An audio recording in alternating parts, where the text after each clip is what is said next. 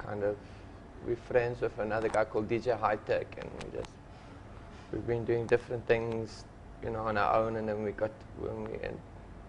kind of linked and started the Antwoord.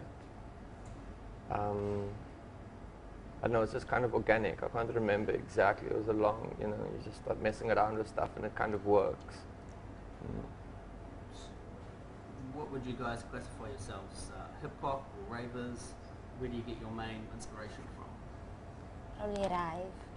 Yeah, Yolandi likes rave, and I've got like a rap background, so it is kind of a combination of rave and rap. We like the high energy of like rave music and like the hardcore, like kind of bang of like rap music.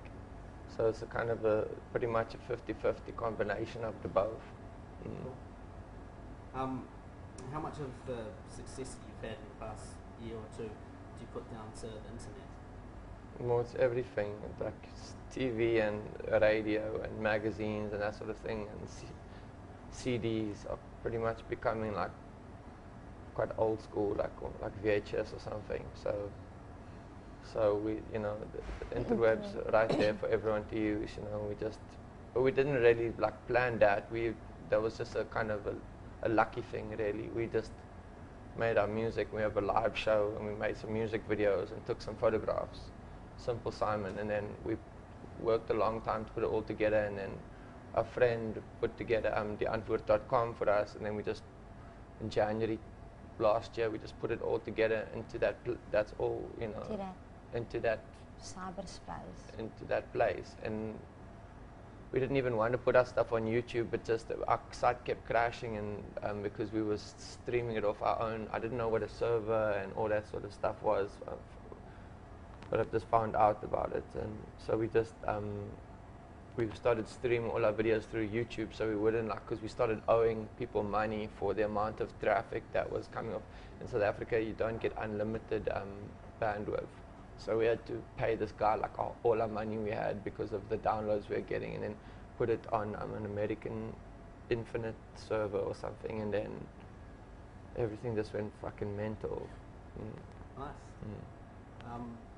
How did you guys come to work, speaking of America, how did you come to work with Diplo on your latest track, Evil Boy?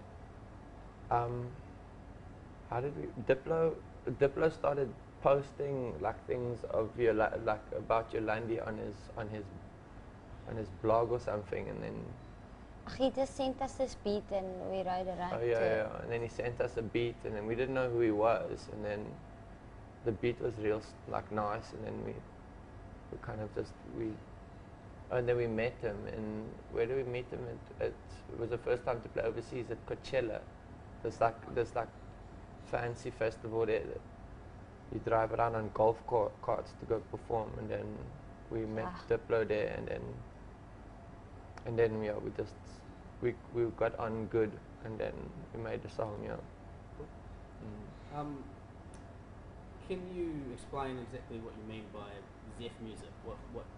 What is Zef to you guys? Zef's a style from South Africa, and that's kind of like it's like kind of in America you get hip hop or something, and it's like kind of like a style, or like it's not just a you know, you get rap and then you get hip hop, and it's like a whole style. And Zef in South Africa is like a whole style. It's how you, like a way of thinking and dressing and how things sound and stuff, and kind of our style is Zef, so it's just like a South African thing. What were you gonna say? Sorry. I can't remember. Sorry. Okay, it's a weird one. If you guys were going to do a collaboration with someone like Justin Bieber, for example, what do you reckon the subject matter would be? I don't think we would do a collaboration with him. It would be, say, like, pull down your pants, let me see if you're a girl or a boy or something. That would be quite a nice hook. Yeah. What can fans at the Big Day Out expect for your show tomorrow? We don't know. Our live show is pretty much the center of our storm, so they can expect to be like kind of in the presence of that. They can come and fuck out and buck wild and fucking the kids get go the nuts. fuck down. Yeah, they go crazy at the live thing. It's real sweet. You guys can be playing in a tent with 20,000 people in it. So holy moly, it's quite a lot of crazy, people. Jesus. So did you bring DJ High Tech with you, or what's? Yeah, we roll with him. Yeah. Yeah, strictly. But he just doesn't, he's a bit shy. He doesn't 'cause like interviews or. he's got like a speech impediment. Fair enough. Fair enough. Did you always want to be rappers growing up? Did you ever think you'd get paid to travel the world representing South African, Zef culture?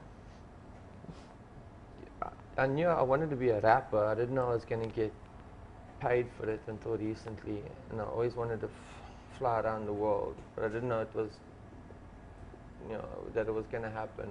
It was going to take so fucking long to kick. But Yolandi, she got started early. She's the young blood in the force, in the team. On a slightly more serious note, a lot of your lyrics, you mentioned South Africa is not just about, it's about a lot of different cultures, a lot of different races. Do you think today, in 2011, racism still exists in South Africa, and how does that kind of affect the music that you guys make? It's much worse, and we've traveled around the world now. The racism is like it's like everywhere around the world, but it's like when we've been to like England, for instance, it's a million times worse. In UK, but they don't talk about it. It's like a more like silent, like violent thing. And in America, it's also like floating around, much worse than South Africa. South Africa was like that thing was kind of, it was like an 80s thing, and it's kind of way mixed. But it's kind of old-fashioned now. It's like an old thing. It's not really like relevant, cool anymore. There's a bit of racism because it's run by like black people towards like whites a little bit, but that's like whatever. It doesn't matter. It's like, but it's also like the cultures are very merged. Like when I said I represent all those different cultures, is a thing of like that is, I think so everyone like got all pumped up about that and thought because South Africa is like synonymous with racism, or it used to be until, when you ask people. Someone said a funny thing to me recently. When you ask someone like up to recent, if you think South Africa, the first word that comes to mind would be like apartheid or racism. And now when you ask people South Africa, what's the first word that comes to mind? People are like Zef, which is a nice transformation. And when I say I represent all those things, it's because South Africa is like a merger of all those things, where it used to be like forcibly like kept apart. For a while now, it's been like just not like harmoniously merging, but it's just kind of like that's what's like all fucked into one thing, and it kind of works, in a dysfunctional way, We love it there. So it's more of a melting pot. Everything's finally. That's what gives it its flavor. Yolanda, you have rats, pet rats and things. How old is your rat, and what's its name? Well, I've got 30 rats, and it's hard to tell the difference, and I call them all sneaky prawns. And my oldest rat, which was 3 years old, he was this big. His name was Gumi. He recently passed away, and I got him stuffed. So when I get back, he'll be ready. It took almost 6 months for the process to happen, because they had to treat the skin and everything. And I got him stuffed in this position like this. Like Splinter. On his back legs. Yeah, so I'm excited. Like Master Splinter. They had to get eyes from Germany. Really? Yeah. I don't know if you guys probably been asked this many times before. Who gives you your haircuts? My friend Andrew, and I cut her hair. Nice. Her mom used to cut it, but then I thought of the side thing. My mom used to cut it like this, but then she wanted to copy I my wanted style. to take the sides off, and then she said, no, it's going to look too weird. So Ninja did it for me. I didn't care, I just cut it off. Now my mom also cut her hair like this. You've only just arrived in New Zealand, but what are your impressions so far? What had you heard about Kiwis before you came here? What? I know What's about New Kiwi? Zealand. Sorry, Kiwi. We have Kiwi shoe polish in South Africa. I don't know if it's from New Zealand. Yeah. Kiwis is Australia, is it? Is it like the fruit? No, the kiwi fruit. No, it's a little Kiwi's animal little with a bird. long beak like a hardy dog. I don't know that much about it. I just know that like like Bilbo Baggins is from New Zealand, and I can't tell the difference between a New Zealand accent and an Australian accent, but it's probably different. Why? But my ear's not like that. Everyone says when we go overseas, are we from Australia? Which I'm like, yeah, so I think it takes a while to like notice like little things like that. What is the difference? There is a difference. They talk more with like more of an E, like they, you know, and they're a bit whinier, you know. It's a bit more little bit more coarse. tangy. Yeah, it is. Yeah. It sounds like a little bit more, So yours is more refined. like more fancy. Yeah, not New as Zealand's not as fancy as British, but in it's between. kind of in between, you know. So like New Zealand's are like fancy Australians, sort of like Yeah, sonically. Yeah. Like, so, okay, last question.